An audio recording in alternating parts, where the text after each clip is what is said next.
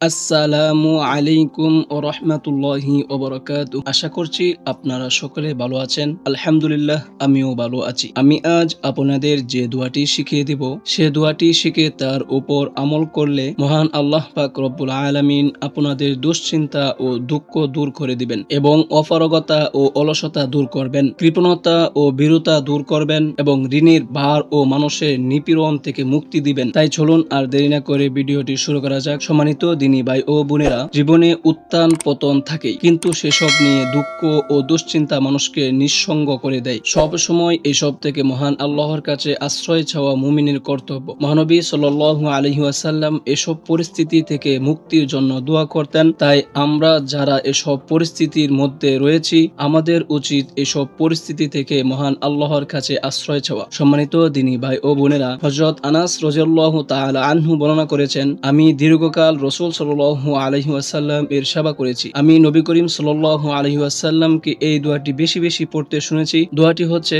আল্লাহুম্মা ইন্নী আউযু বিকা মিনাল হাম্মি ওয়াল হাযানি ওয়াল আজজি ওয়াল কাসালি ওয়াল বুখলি ওয়াল জুবনি ওয়া দালা'id দাইনি ওয়া গলাবাতির রিজাল। আবারো বলছি, আল্লাহুম্মা ইন্নী আউযু বিকা মিনাল হাম্মি ওয়াল হাযানি ওয়াল আজজি ওয়াল কাসালি ওয়াল বুখলি ওয়াল জুবনি ওয়া দালা'id দাইনি ওয়া গলাবাতির রিজাল। অর্থ, হে আল্লাহ, আমি আপনার আশ্রয় নিচ্ছি দুশ্চিন্তা ও দুঃখ থেকে, অপারগতা ও অলসতা থেকে, কৃপণতা ও ভীরুতা থেকে, ঋণের ভার ও মানুষের নিপীড়ন থেকে।